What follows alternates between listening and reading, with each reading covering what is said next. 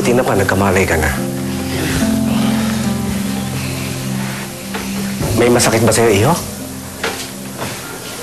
Wala po, Dok. Normal naman ang blood pressure mo. Wala kang problema.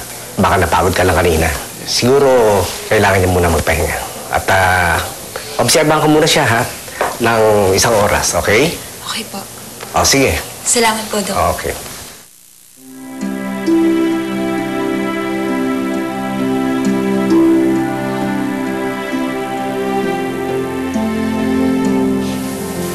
Okay ka lang ba talaga?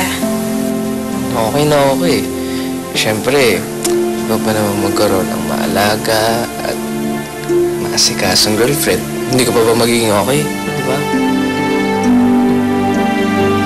Hindi lilipas noon ang 1 linggo na hindi magkakaroon ng matinding sakit ng ulo si Alex. Noong una, hindi namin ito pinapansin. Nevertheless, those were also the times that I will always cherish. Sa tuwing magkasama kami ni Alex, I just feel so happy and content. Grabe. Nakakapagod yung exams na yan, ha? Biruin mo ba naman, yung mga ibang tanong, hindi ko nasagutan. Ay, hirap eh. Ako rin kaya. Pero sana makapasa tayo dito sa school na to, eh.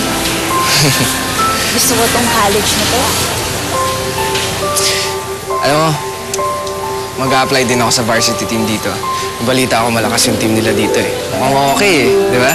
At sabay tayo kumuha ng PE, ah. Ang gusto ko, bowling, swimming, saka tai chi. Tai chi? Wag na yung tai chi. Archery na lang. O sige, archery na lang, pero tai chi din. Ang kulit mo, ha? Alam mo, kailangan na natin pumili ng magandang spot dito sa school na to. Oo nga, no? Teka lang, ha? Doon kaya? Doon. Yun. Yung bench na yun. Mukhang romantic doon eh. Sa tingin mo? Pwede. Kaya lang, ang layo ng building ng nursing sa architecture. Okay lang yun. Eh, kahit naman magkabilang dulo yung building natin eh, pupuntahan pa rin naman kita. Talaga? Oo naman eh, baka may manligaw sa'yo eh. Baka nga ikaw dyan, meron kang ligawan eh.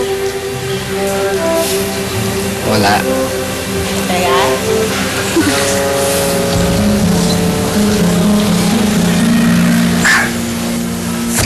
Oh, bakit? Bakit? Hindi, wala. Napagod lang ako siguro sa exams. Hindi, wala to. Alam mo, magmerienda na lang tayo. Treat ko. Pero sa mura lang, ah. Sige.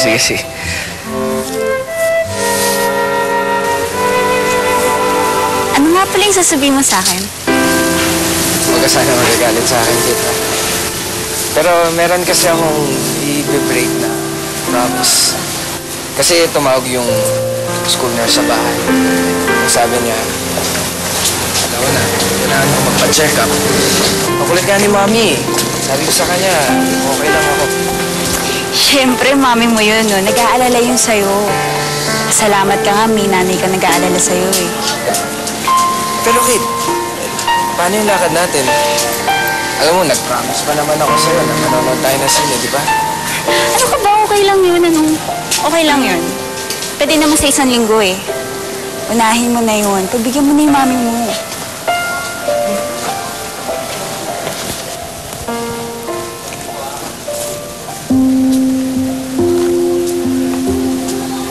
Dapat bukas ko yun ibibigay sa'yo, eh.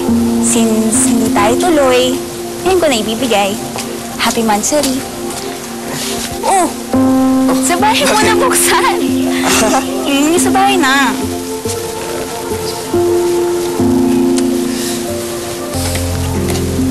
Maraming salamat, ah. Grabe. Weekend na naman. Tagal na naman tayo hindi magkikita. OA naman ito. Sa Monday magkikita tayo, no? Pero kahit na, Katie.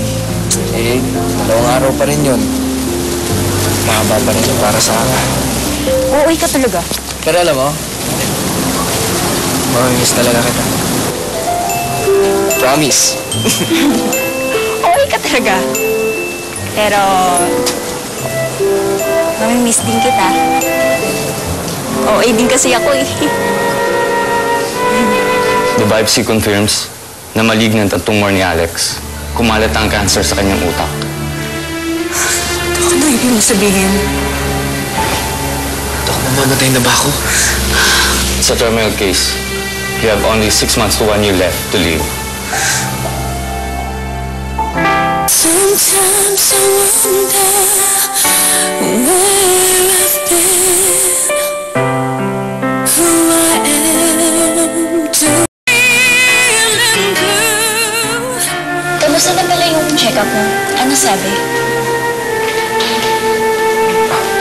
Wala pang results eh. Kate, may itatanong sana ako sa'yo. Tungkol sa nanay mo. Paano? Paano nangyari? Kung komportable ka na magkwento, ha? Oo naman, ano ka ba?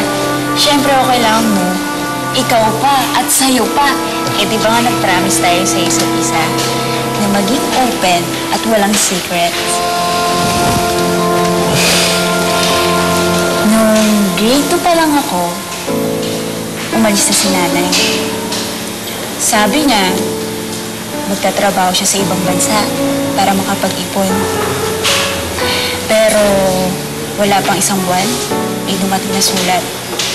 Sabi ni tatay, may pamdyan na daw iba si nanay. Yun. Hindi na siya umuwi o tumawag kahit kailan. Nagalit ka ba sa kanya? Oo, nagalit ako sa kanya. Lalo na yung panahon na lagi umiinom si tatay. Naawa ko sa tatay ko. Saka naawa rin ako sa sarili ko. Siguro ganun talaga. Galit ang initial reaction. Pero pag lumipas yung galit, saka mo mararamdaman yung lungkot. Kasi marirealize mo na nawala na pala siya.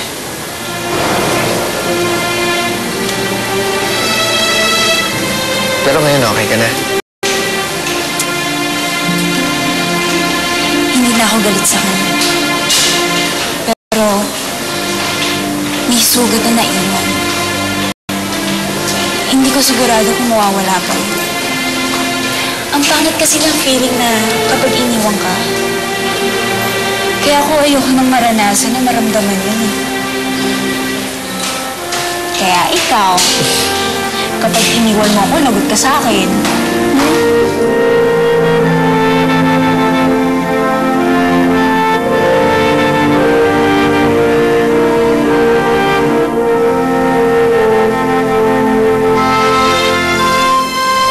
Alam naman ni Kate.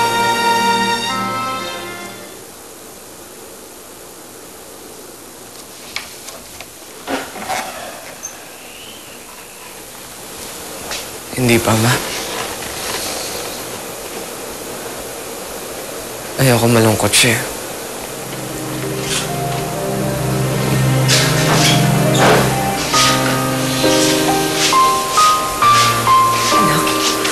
Anak, huwag ka mag-alala. Ipagagamot kita. Pero di ba ang sabi ni Doc, delikadong brain operation. Kung ayaw nilang gawin dito, pupunta tayo sa ibang bansa. Doon kita papa-opera. Huwag na, Ma.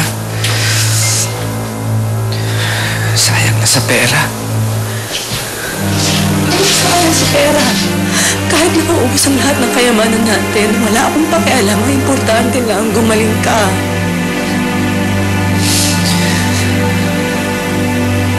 Ma, hindi na ako gagaling. 1 year o 2 years, nakahaba lang ang buhay ko. Pero ganun pa rin yan, Ma. Mamatay pa rin ako. When I'm down